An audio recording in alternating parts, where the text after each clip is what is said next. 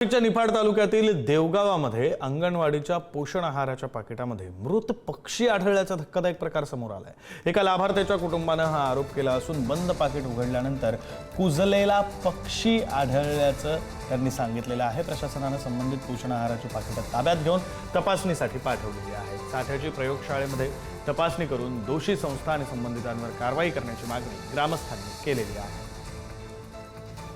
जिल्हा परिषदेचे मुख्य प्रशासक प्रताप पाटील येऊन गेले। त्यांनी मग तो इथला नमुने घेऊन प्रशासनासाठी त्यांनी लॅबला पाठवले नमुना। पण जो जिथं पोषण आहार तयार होतो त्या ठिकाणी सरकारने गांभीर्याने लक्ष घातलं पाहिजे। पॅकिंग मध्ये असे मृत्यू पक्षी येतात, एवढा मोठा पक्षी येणं म्हणजे सोपी बाब नाही। त्या ठिकाणी प्रशासनाने पूर्ण लक्ष घालून या पॅकिंग वर लक्ष घातलं पाहिजे। म्हणजे जे लहान मुलं आहे, अज्ञान माणसं असल्यामुळे त्यांना काही खाण्यात येतं। भात शिजवल्यानंतर कोंबडी पक्षी निघालेला आहे, तिन्ही मुलांना पण खाल्लेला आहे। ते फक्त लहान मुलांना काही झालं नाहीये। त्याच्यात जर समजा पालीचे तुकडे असते, जेव्हा काजबीज असते, जर खाल्ली असतीच लहान मुलांनी तर काय झालं असतं। ते हेच सरकार आमची हीच मागणी का दुसरा आहार त्यांनी पाठवावा किंवा हे बंद करून टाके, दुसराच आहार पाठवा। दर महिन्याला पण आणायला जावं लागतं।